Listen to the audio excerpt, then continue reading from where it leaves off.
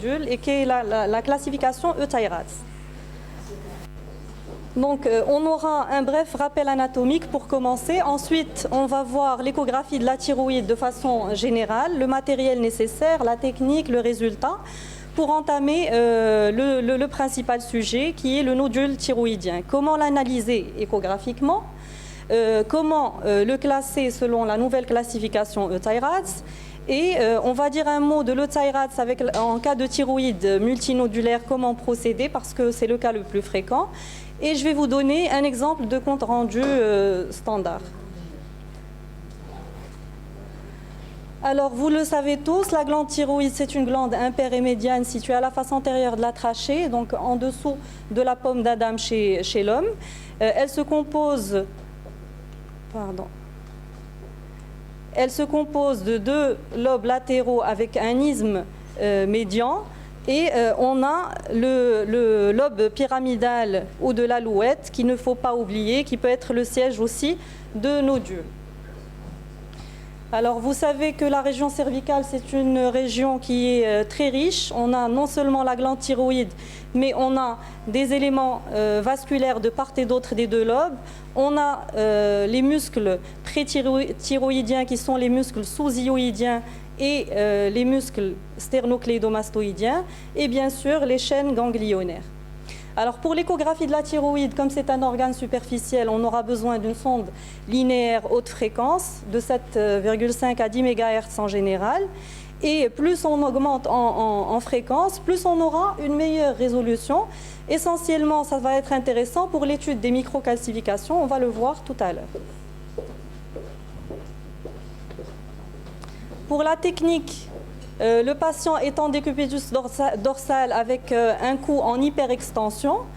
On va procéder par découpe aussi bien dans le plan transversal que longitudinal. Donc on va balayer depuis l'angle mandibulaire jusqu'au manubrium sternal pour couvrir l'ensemble de la région cervicale.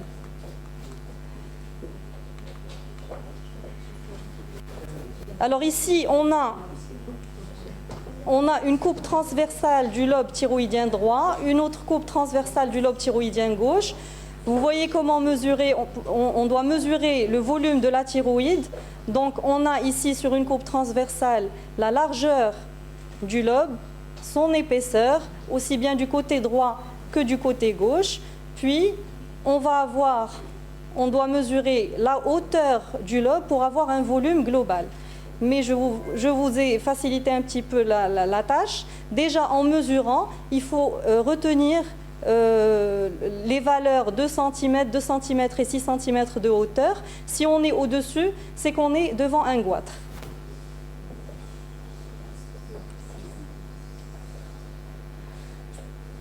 Alors ici, c'est juste pour vous dire qu'en pratique, normalement, la hauteur du lobe, quand on est devant un goitre, on n'arrive pas à la voir sur un même champ par la sonde linéaire.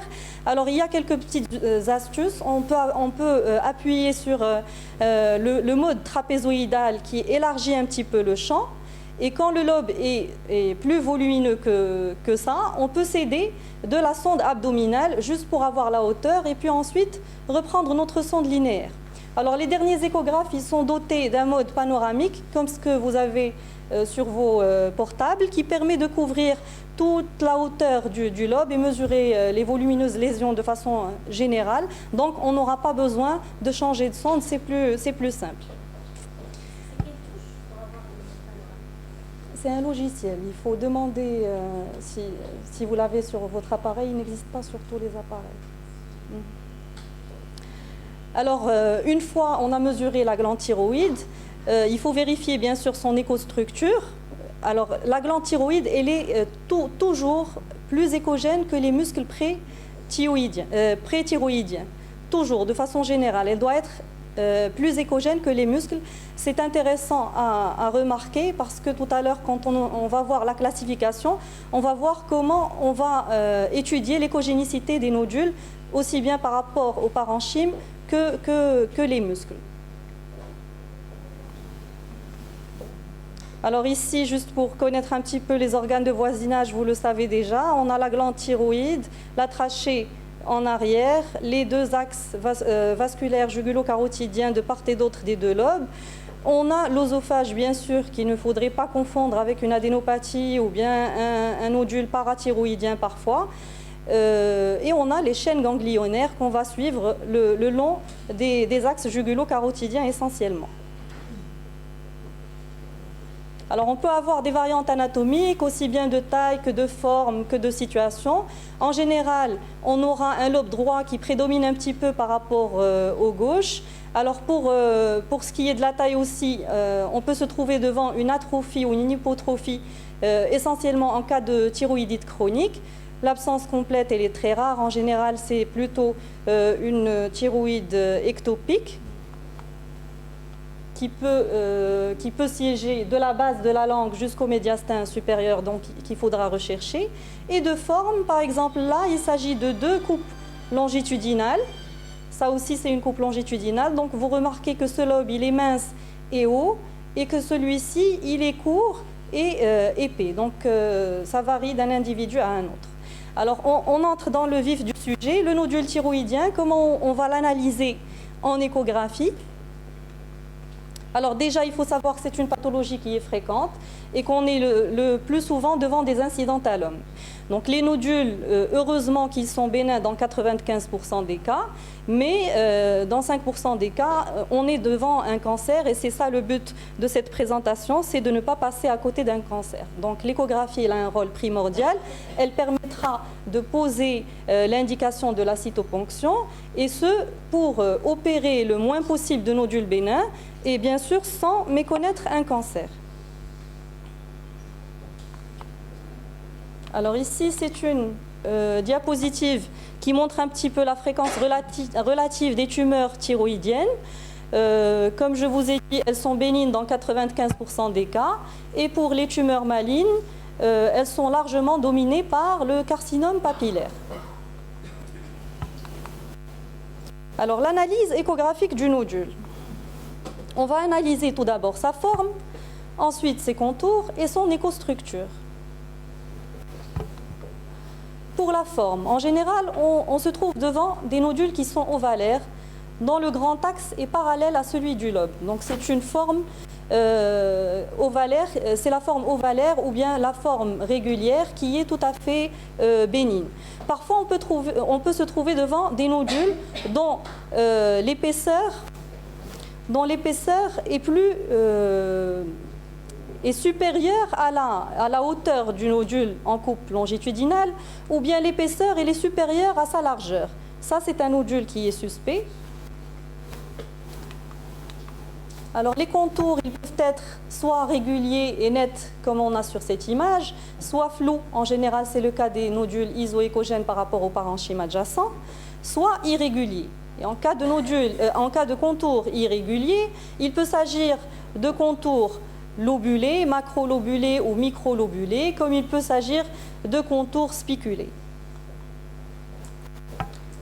Alors, pour l'écostructure, d'abord, on regarde le nodule. Est-ce qu'il s'agit d'un nodule qui est totalement solide? Est-ce qu'il s'agit d'un nodule kystique ou bien solido-kystique? Ensuite, s'il est solide, bien sûr, on va vérifier son échogénicité. Et là, je vous demanderai de bien régler vos machines. Alors, le réglage du gain, il est très très important avant de commencer à analyser l'écostructure du nodule. Donc, vous voyez ici, on a le même nodule. Ici, en gain excessif, on a l'impression que c'est un nodule qui est isoéchogène, alors que quand on optimise notre gain, c'est plutôt un nodule qui est hypoéchogène. Donc, ça change complètement la classification, on passe d'un stade à un autre. Alors, en dehors du gain, bien sûr, il y a aussi la focale qu'il faut bien régler, qui doit être en regard du nodule. Et pour l'échogénicité du nodule, bien sûr, on va la comparer au parenchyme thyroïdien. Si c'est un nodule hyperéchogène par rapport au parenchyme, isoéchogène ou hypoéchogène. Alors, si le nodule est hypoéchogène par rapport au parenchyme thyroïdien, comment savoir s'il est modérément hypoéchogène ou bien fortement hypoéchogène? C'est très important parce que ça change la classification. Très bien, il faut comparer avec le muscle pour qu'on parle le même langage. Donc on ne peut pas rester subjectif, c'est une classification, donc on doit avoir un repère. Le repère, c'est le muscle pré-thyroïdien. Si ce nodule hypoéchogène reste quand même isoéchogène par rapport au muscle, ça veut dire, on dit que c'est un nodule qui est faiblement ou modérément hypoéchogène. S'il est plus hypoéchogène que les muscles, c'est un nodule qui est fortement hypoéchogène et c'est un nodule qui est très, très suspect. Alors, toujours dans le cadre de l'écostructure, il faut vérifier s'il existe des calcifications. Et s'il en existe, est-ce que ce sont des macrocalcifications ou bien des microcalcifications? Alors, pour les macrocalcifications, leur définition qui sont supérieures à 1 mm seulement, il ne faut pas attendre d'avoir une grosse calcification pour parler de macro. Déjà, quand on est à 1,3 mm, c'est déjà une macrocalcification. Et en général, les macrocalcifications, elles vont s'accompagner d'un cône d'ombre. Pour les microcalcifications, c'est des calcifications qui sont inférieures ou égales à 1 mm, qui sont en général arrondies et qui ne s'accompagnent pas de cône d'ombre. Donc, pour récapituler, on a dit forme, contour et écostructure. Donc, pour la forme, vous voyez que le risque de malignité, il augmente quand on va vers la forme irrégulière, en passant par la forme ronde, qui est une forme très rare. Donc, quand on parle de forme ronde, ça veut dire que un nodule arrondi aussi bien sur la coupe transversale que longitudinale. C'est très rare d'en trouver. Alors, pour les contours, le risque de malignité augmente, bien sûr, quand on a des contours qui sont irréguliers, polylobés, soit microlobulés ou spiculés. C'est vraiment très suspect. Pour l'échogénicité, alors le risque augmente. Vous voyez que déjà, les nodules qui sont totalement kystiques, anéchogènes, ce sont des nodules qui sont bénins. Et on passe aux nodules hypoéchogènes, fortement hypoéchogènes, qui sont très suspects, en passant par l'hyper et l'iso, qui sont très probablement bénins, et le faiblement hypoéchogène, qui commence à être inquiétant. Donc, dès qu'on commence à avoir de l'hypoéchogénicité, il y a un risque de malignité. Alors aussi dans le cadre de l'écostructure, pour les calcifications, vous voyez que les microcalcifications, c'est très suspect, et les macrocalcifications, en général, c'est bénin. Donc retenez 4 signes fortement suspects. Alors si je suis là aujourd'hui, c'est pour vous faire apprendre la classification Euteyraz. Vous devez commencer à l'appliquer dès le lundi, sinon vous allez tout oublier. Alors c'est facile. Pour les signes fortement suspects, il y en a 4. C'est la forme qui est non ovale. Ce sont les contours qui sont irréguliers. Et pour les prendre en considération, il faut avoir au moins 3 lobulations ou 3 spiculations pour en prendre compte. C'est le caractère qui est fortement hypoéchogène par rapport aux muscles. Et pour cela, j'insiste sur le réglage du gain et de la focale. Et les microcalcifications, on doit avoir au moins 5 pour les prendre en considération. Donc ici, je vous ai illustré les 4 signes très suspects. Donc vous voyez la forme irrégulière, donc c'est une forme où le nodule est plus épais que large. Les contours qui sont irréguliers, la présence de microcalcification et le caractère fortement hypoéchogène. Alors jusque-là, ça va? Pour entamer la classification.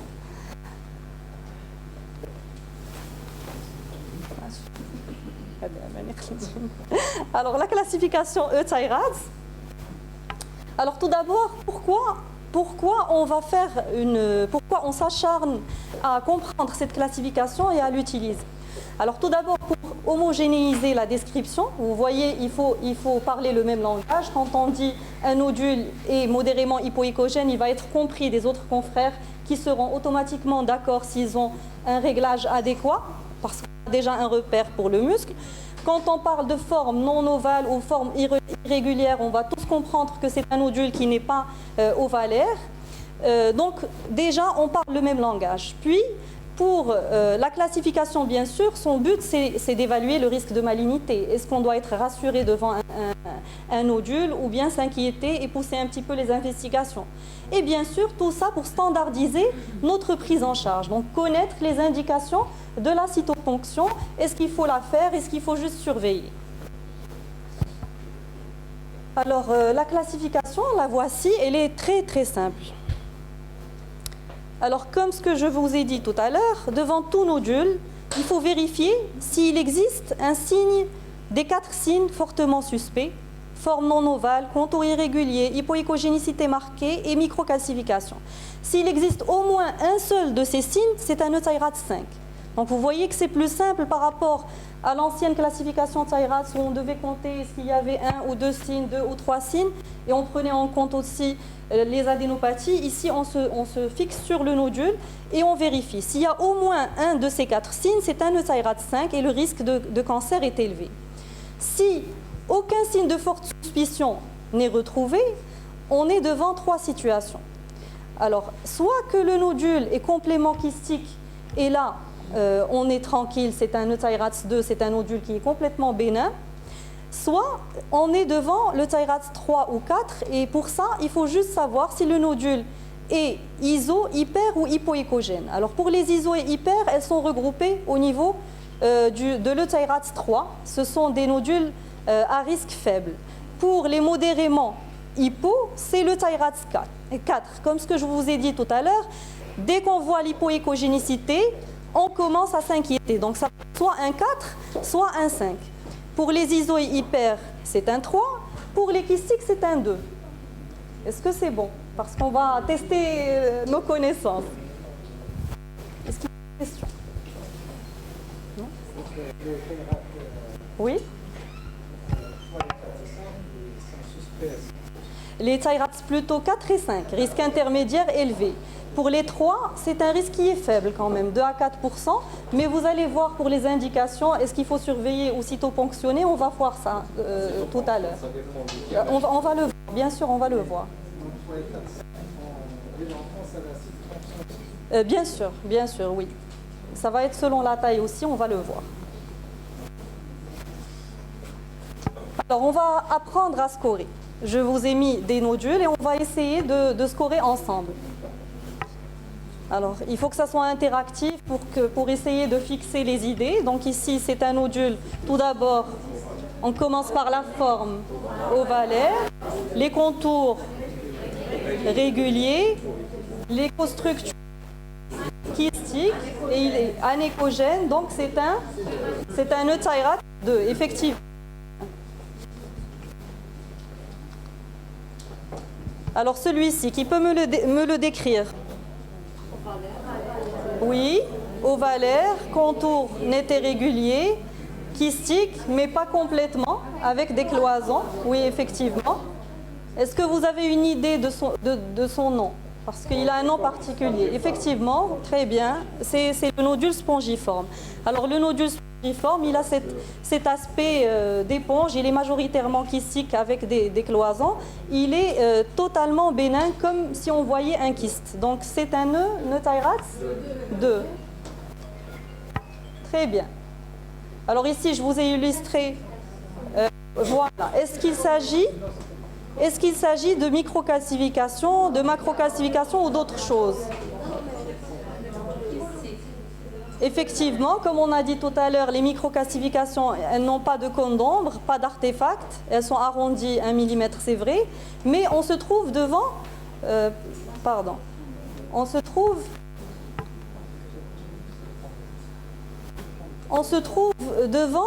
des spots, des ponctuations hyperécogènes avec un artefact postérieur qu'on appelle artefact en queue de comète. Alors ça, c'est caractéristique des granulations colloïdes et c'est tout à fait bénin. Donc c'est un 2.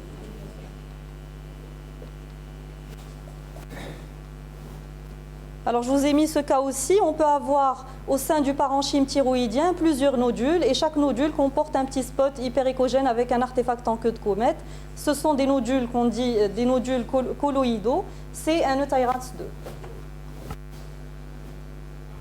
Alors ici, si je vous dis que c'est le même patient, la même coupe, le même nodule, est-ce qu'on va se fier à la coupe de droite ou bien de gauche? Celle-ci?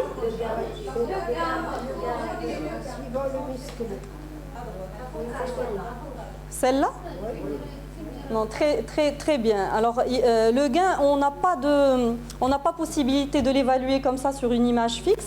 Alors, pour savoir si on a bien réglé son gain, on peut vérifier par rapport aux axes vasculaires qui devraient être anéchogènes. C'est un moyen pour savoir si on est dans un bon réglage. Ensuite, en dehors du gain, il y a la focale. Vous remarquez ici la petite flèche. Donc la focale, elle est ici, ça veut dire que les ultrasons sont plutôt concentrés ici. Alors que là, la focale est bien réglée, elle est vraiment en face du nodule. Donc vous voyez comme quoi on peut se tromper de classification juste par un mauvais réglage. Il faut toujours bien régler avant de commencer à étudier l'écostructure du nodule. Donc finalement, ça c'est un nodule qui est isoécogène, oui, de contour régulier, ovalaire, c'est un euthyrax 3. 3. On a dit iso-hyper, c'est 3. Kystique, spongiforme, c'est 2. Qu'est-ce qui va rester? Il va rester les hypos. C'est soit fortement 5, soit modérément ou légèrement, c'est 4.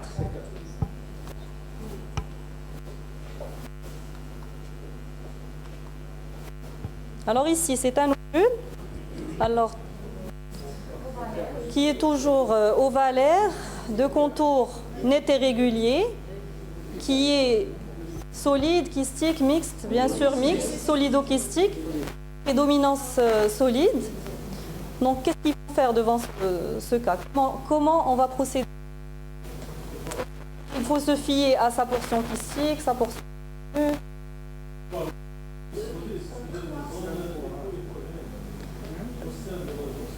Effectivement. Alors, on va s'acharner sur la zone solide. Même si elle n'est pas prépondérante, même s'il y a juste une petite portion, il faut s'acharner sur la zone solide parce que la zone kystique, elle est d'emblée bénigne.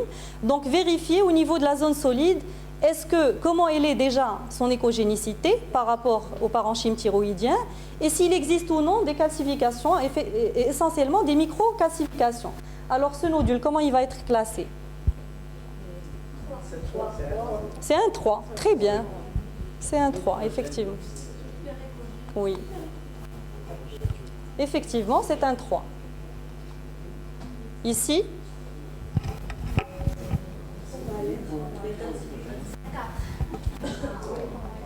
Pourquoi un 4 et pas un 5? Modérément hypoécogène, oui. On voit ici le muscle, donc il est isoécogène par rapport au muscle, c'est modérément hypoécogène, oui. Et rien ne vous dérange à l'intérieur? Ici, est-ce que véritablement ce sont des microcalcifications? C'est vrai, il n'y a pas de cône d'ombre, oui. Donc, comment on va faire pour le classer? On a dit tout à l'heure, on l'a dit. C'est un 4, pourquoi? Parce qu'il y a 2 signes. 2 signes, un 4 de par son écostructure ou ses contours? Non, les contours ils sont réguliers. C'est vrai que c'est difficile d'interpréter une image fixe, l'échographie en général et les dynamiques, mais je vous dis que les contours sont réguliers. C'est un nodule qui est solide, qui est modérément hypoécogène. En le comparant au muscle, il est isoécogène par rapport au muscle, donc il est modérément hypoécogène. Mais comment on va faire devant cette situation? Est-ce qu'on va prendre en compte les microcalcifications pour le classer en 5 ou bien on le classe en 4? Alors les calcifications seraient très bien, je l'ai dit. Les microcalcifications, il faut avoir au moins 5 pour le classer en euthyrax 5. Donc c'est un euthyrax 4. Alors j'ai essayé de regrouper des images qu'on voit fréquemment. Alors ici,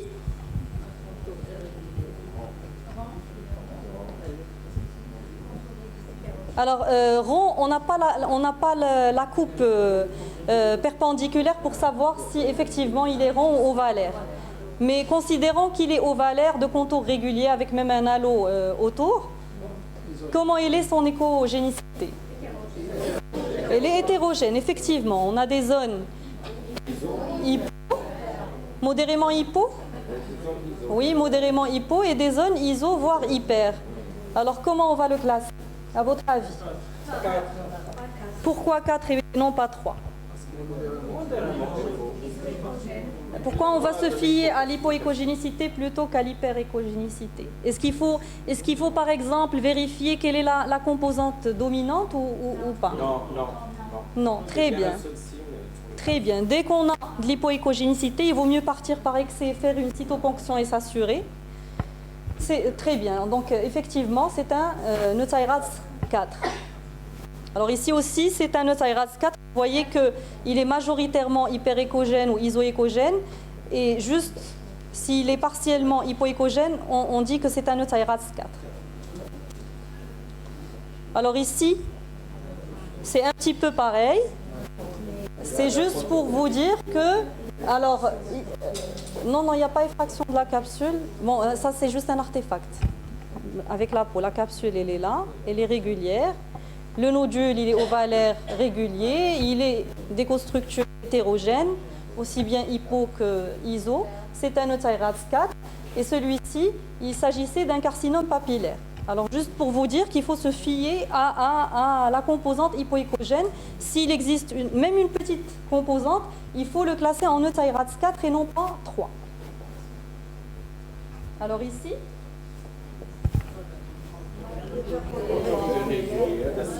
Alors, est-ce que déjà vous arrivez à le délimiter? Est-ce que ça, ce sont les contours du nodule?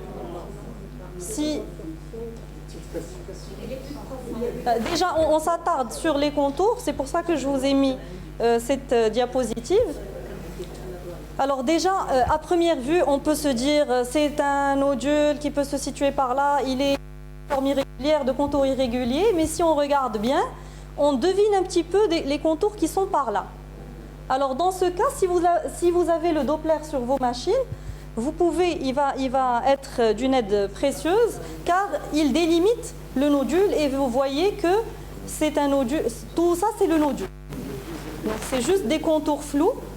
Alors les contours flous, ils n'entrent pas dans le Thayraz, vous avez remarqué. Donc c'est soit contours réguliers ou irréguliers. C'est vrai qu'ils font un petit peu tiquer, mais ça ne modifie en aucun cas le Thayraz.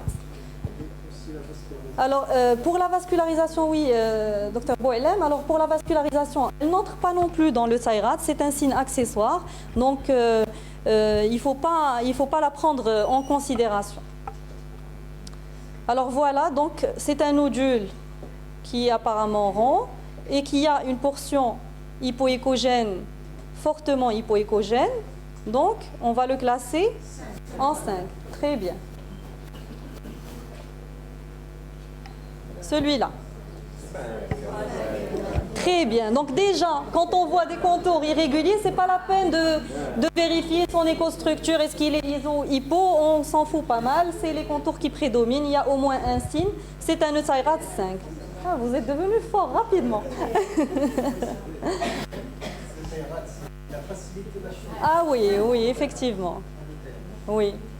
Ici aussi, c'est des contours irréguliers, voire spiculés. C'est un 5 et c'était un carcinome papillaire. Ici, on est en coupe transversale, la trachée est par là, c'est le lobe gauche. Alors c'est un... Très bien, docteur Amani, il n'est pas ovalaire, donc c'est un 5.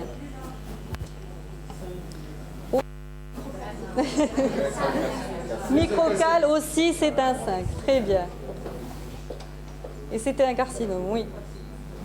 Ici, est-ce qu'il ressemble au précédent ou est-ce qu'il y a une petite différence? Qu'est-ce que vous en pensez? Les contours sont plus réguliers. Les contours sont réguliers, oui, effectivement. Ovalaire. Est-ce que ce sont des microcalcifications? Macro? Cône d'ombre, effectivement, il n'y a pas de cône d'ombre. Alors ici, c'est vrai qu'on ne voit pas très bien, c'est flou, mais c'est juste pour vous dire qu'il y a de petites zones kystiques, c'est ce qu'on appelle les micrologettes kystiques. Et en général, quand on a des micrologettes kystiques, c'est rassurant, car ces spots hyperécogènes, ils correspondraient plutôt à des granulations colloïdes que de véritables microcalcifications. D'où l'intérêt d'avoir une bonne résolution pour pouvoir distinguer un petit peu ces micrologettes kystiques.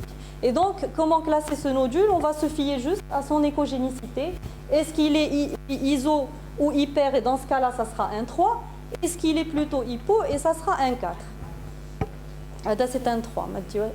Ne faites pas attention à là. Bon, c'est des images qui sont fixes. Alors ici, c'est un cas que j'ai voulu un petit peu partager avec vous. C'est un malade que j'ai eu au cabinet. Qu'est-ce que vous en pensez? Donc c'est un nodule assez volumineux. Sa forme, elle est ovalaire, irrégulière. Oui, elle est ovalaire. Elle était ovalaire, effectivement. Sans écostructure. Moi, je dirais iso-écogène par rapport... Iso-écogène, très bien. Oui, iso-écogène. Effectivement, il était iso-écogène, mais qu'est-ce qui vous dérange un petit peu? Voilà.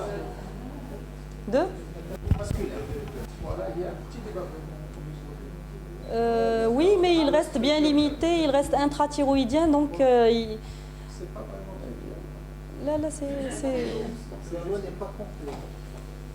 le halo n'est pas complet, effectivement, ça c'est un signe accessoire, mais bon, ça n'entre pas dans le TIRADS. Qu'est-ce qui se passe ici? Est-ce que ce sont des micros, des macros? Un nodule solide. Amas de microcalcification. Peut-être, oui. Très probablement. C'est très probablement ça. On est retourné sur la forme. La forme, effectivement, on n'a pas d'autre coupe, mais la forme, elle était ovalaire, elle était régulière, oui. C'est juste ça qui dérange.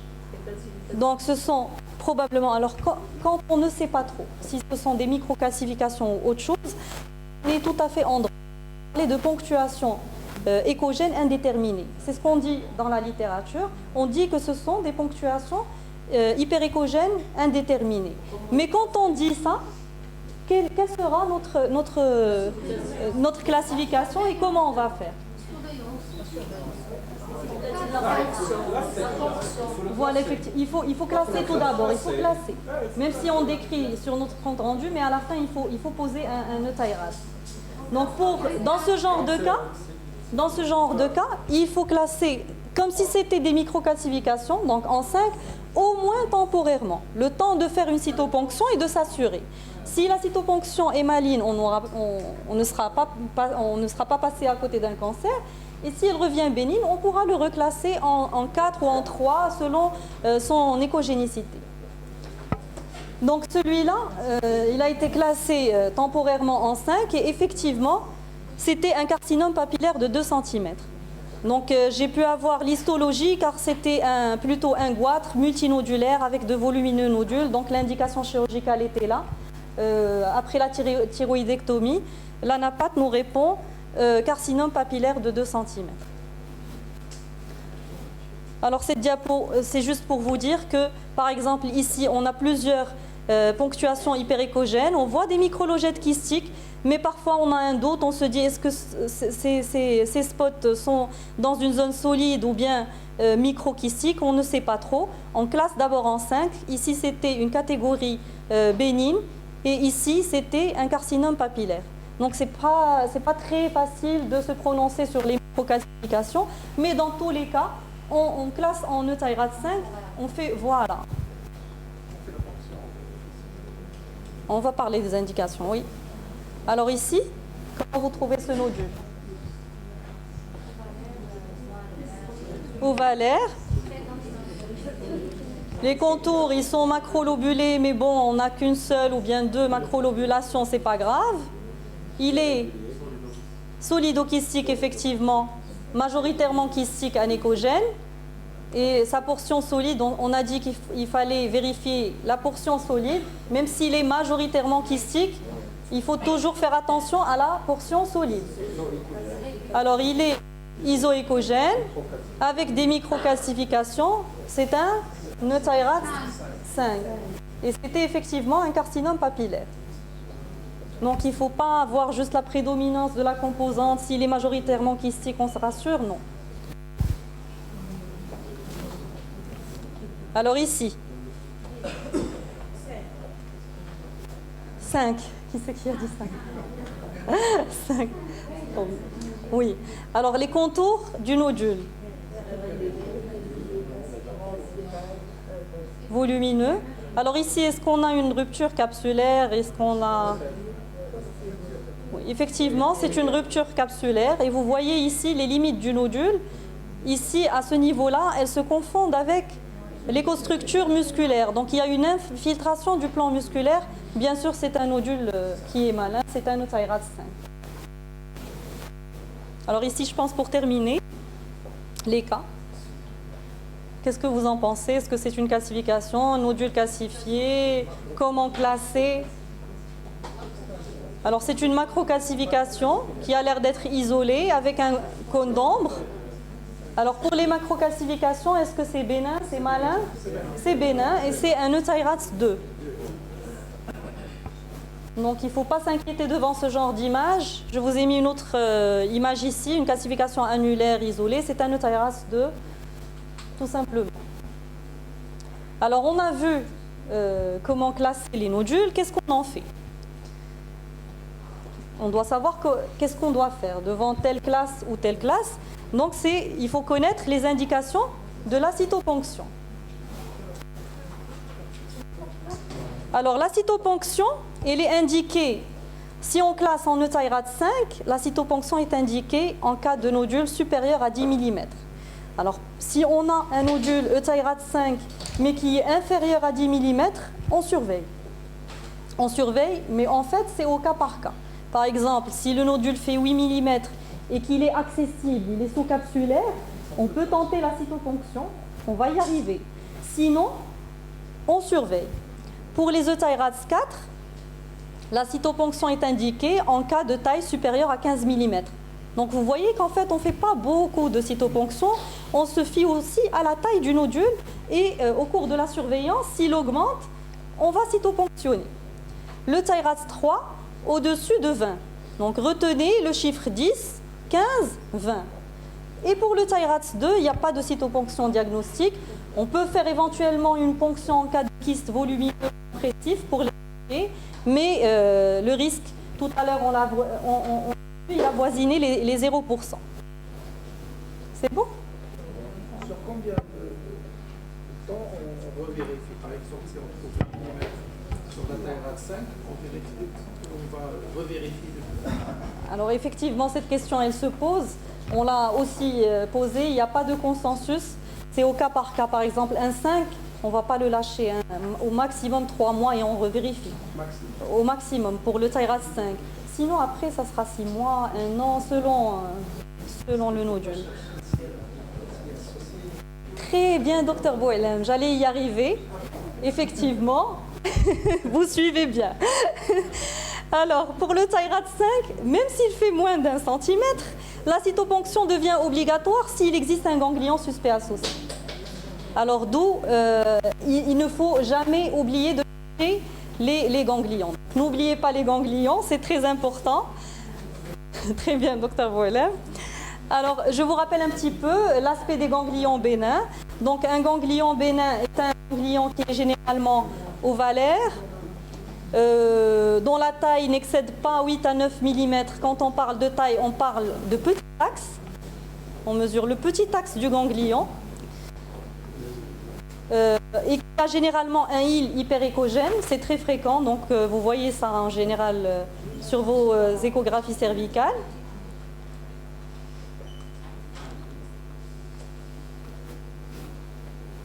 Et qui est avasculaire ou bien vascularisé uniquement au niveau central, hyperéchogène. Ça, ce sont les caractéristiques des ganglions bénins. Il ne faut même pas les décrire, il ne faut même pas en parler. On dit absence d'adénopathie cervicale.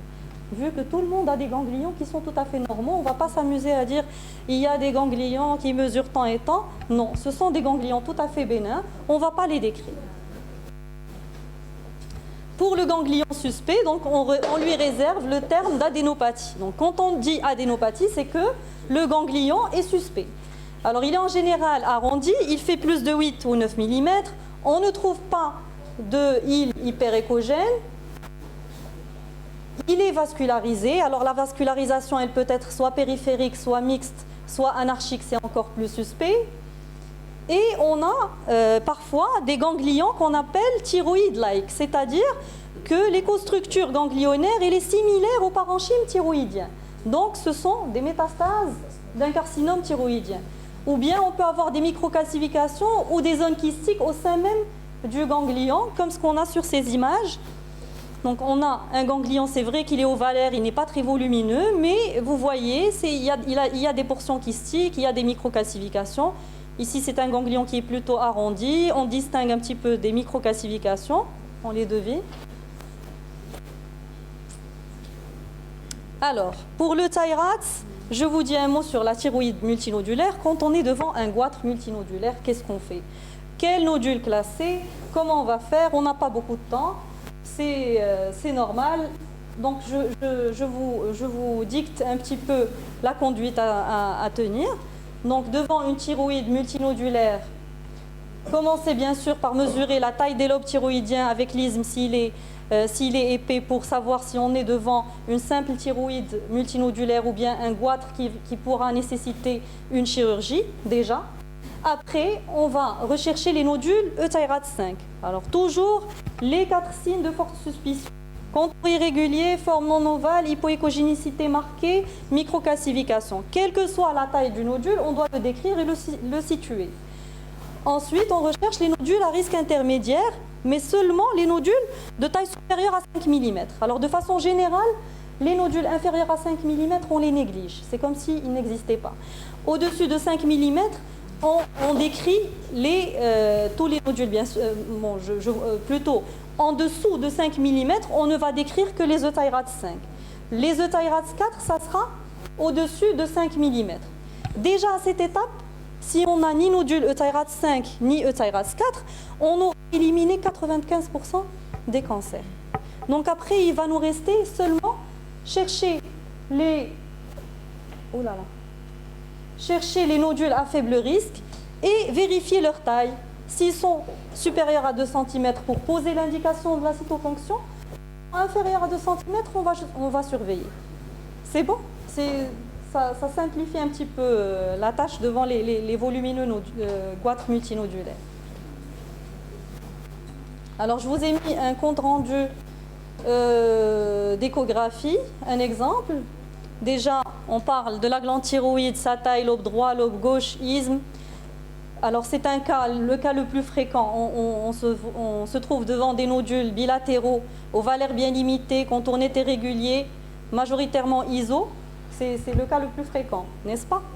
Comportant des foyers de kystisation, des granulations par endroits. Juste pour avoir une idée sur la thyroïde, comment elle est. Les plus volumineux nodules mesurent tant, par exemple, au niveau médio-lobaire droit et tant au niveau lobaire inférieur gauche. Déjà là, on donne une idée à l'ORL. Est-ce qu'il existe des nodules de plus de 2 cm? Est-ce qu'il faudra plutôt faire une thyroïdectomie? Après, par exemple, on va vérifier, bien sûr, s'il existe des nodules EUThyroID5 ou 4. Alors, dans ce cas, on a mis en évidence 2 nodules modérément hypoécogènes au niveau médio-lobaire droit et lobaire supérieur gauche, mesurant respectivement, c'est juste un exemple. Et ne pas oublier la recherche d'adénopathie cervicale. Alors, au total, comment on va conclure? On va dire nodules thyroïdiens bilatéraux, ce qu'on a décrit ici, classés tous EUThyroID3, dont la taille, par exemple, n'excède pas 2 cm, donc on n'aura pas de cytoponction à faire. 2 nodules EUThyroID4, mais on va s'intéresser à celui de 17 mm de grand axe au niveau médio-lobaire droit qui nécessite une cytoponction. On a dit pour les 4, la cytoponction est indiquée au-delà de 15 mm. Très bien. Alors, la localisation des nodules pour la cartographie, c'est vrai qu'elle est intéressante à faire. Comme ça, si le patient part chez un autre confrère, ça va être plus facile de comprendre le compte rendu du confrère précédent.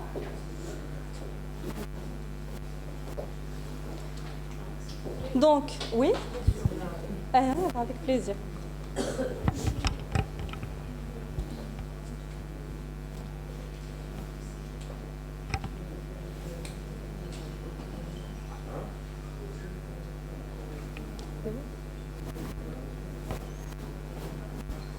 Donc, en conclusion, les nodules thyroïdiens sont très fréquents et pour la plupart des incidentalomes bénins. Le système Euthyroid, c'est un système échographique de stadification du risque de malignité des nodules. 4 signes cardinaux permettent de définir ce score. Vous les avez tous appris par cœur, les 4 signes. L'indication, bien sûr, de cytoponction va en découler. Les ganglions sont à rechercher au cours de toute échographie cervicale. Et bien sûr, réserver le terme d'adénopathie uniquement aux ganglions jugés suspects. Et je vous remercie. Alors, j'ai une petite vidéo de cytoponction, c'est Dr Aïtou Frère qui m'a demandé de vous la montrer s'il reste un peu de temps.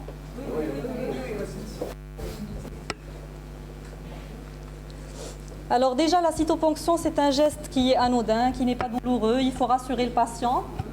Le matériel, il est simple, ce n'est pas un matériel compliqué. Donc il faut juste avoir de petites aiguilles. Pour la taille des aiguilles, plus l'aiguille est fine, plus on aura la chance d'avoir du matériel. Parce que les cellules vont remonter par capillarité. On n'a pas besoin d'aspirer, on met juste l'aiguille, sans seringue. Juste l'aiguille, on l'enfonce au niveau du nodule. On fait quelques petits mouvements de va-et-vient pour que les cellules remontent. Et on regarde notre cupule ici.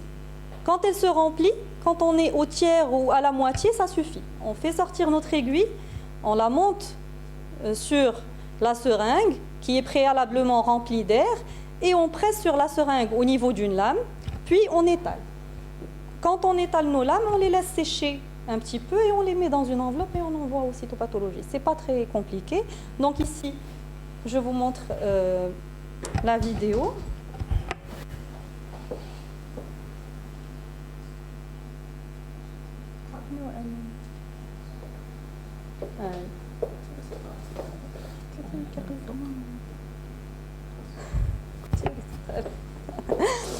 Alors vous voyez ici, c'était un nodule ou bien 2 nodules contigus.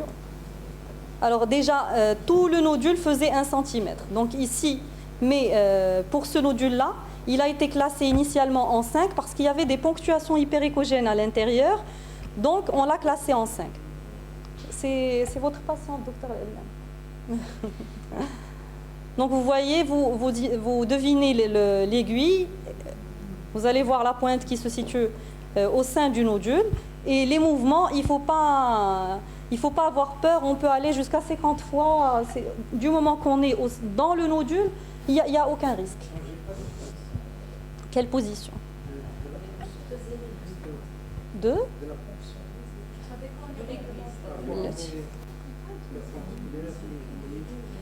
C'est l'intérêt du guidage échographique. On a notre sonde sur le cou du patient et on regarde notre aiguille où est-ce qu'elle est. Ici, on distingue,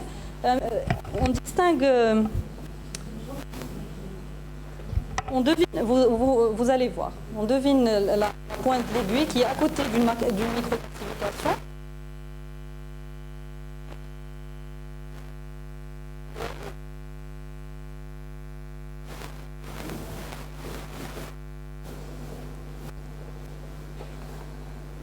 Et après, on recueille, bon, une seule goutte suffit, sinon 2, parfois si la goutte n'est pas assez volumineuse, et il faut bien étaler, d'un seul coup. Il ne faut pas avoir du matériel un petit peu pour faciliter la tâche au cytologiste. Et je vous remercie. J'espère que j'ai été claire et que vous avez appris la classification et les indications aussi de la cytoponction. De rien. Merci à vous, merci. Merci.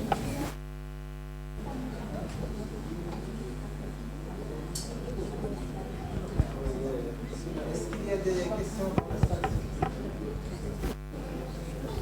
Monsieur, une précision de phonographie. Quand on a une adénopathie? Oui.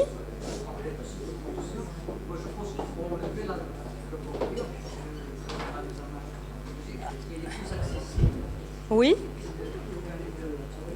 Effectivement, on peut même cytoponctionner le ganglion lui-même et demander un dosage de thyroglobuline. C'est ce qu'on fait en général quand on a un ganglion associé à un nodule. Oui, effectivement. Quand le ganglion est gros, volumineux, on peut même faire une biopsie ou bien l'enlever, oui, si vous voulez. Oui. Est-ce que le fait d'être en hyperthyroïdie joue sur l'indication de la ponction?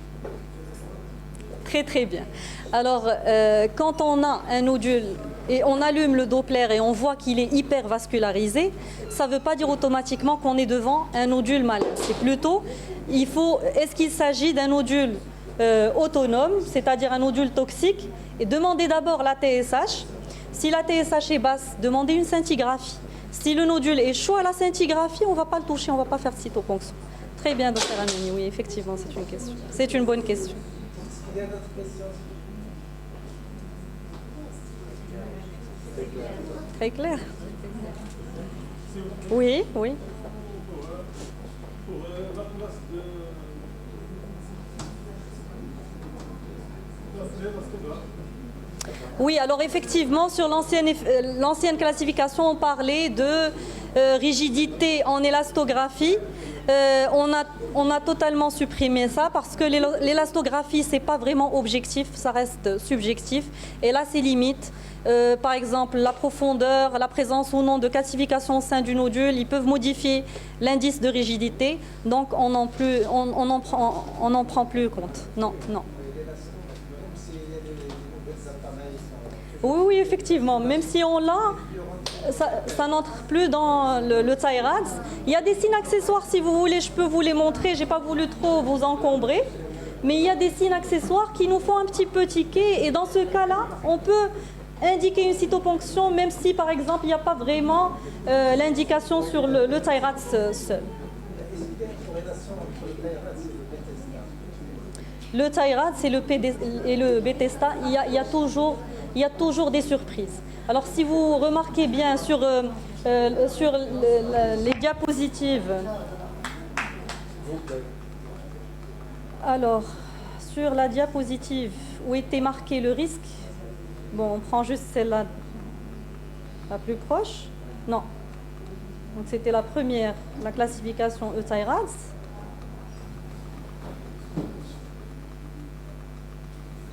Vous allez voir.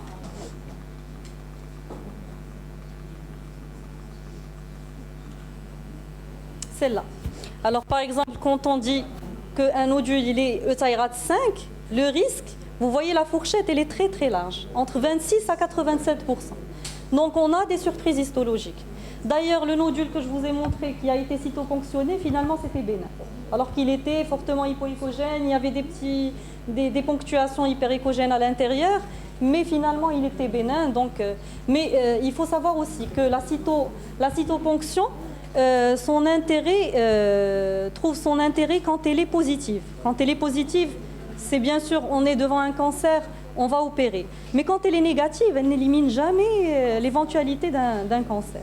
C'est pour ça qu'il faut surveiller. Est-ce que le nodule va augmenter de taille? Est-ce qu'il y aura des modifications au niveau de son écostructure?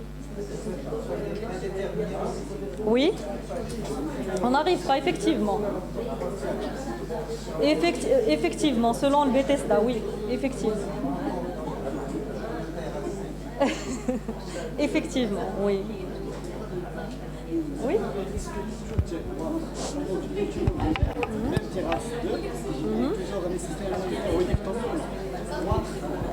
Et je pose cette question, docteur Rajim Shah, il est parti.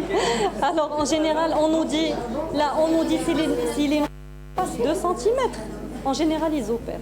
Ils ne vont pas surveiller jusqu'à quand. Quand c'est volumineux, ça dépasse 2 cm. On m'a dit qu'il y a une limite de 2 cm, mais c'est au cas par cas.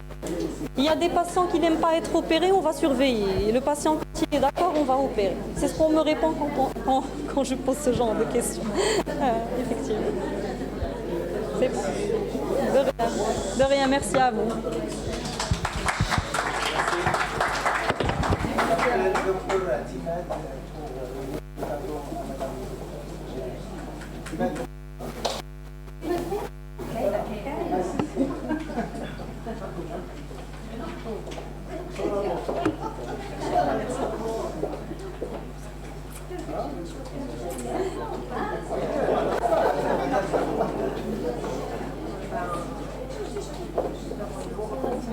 Merci à vous. Je vous remercie encore une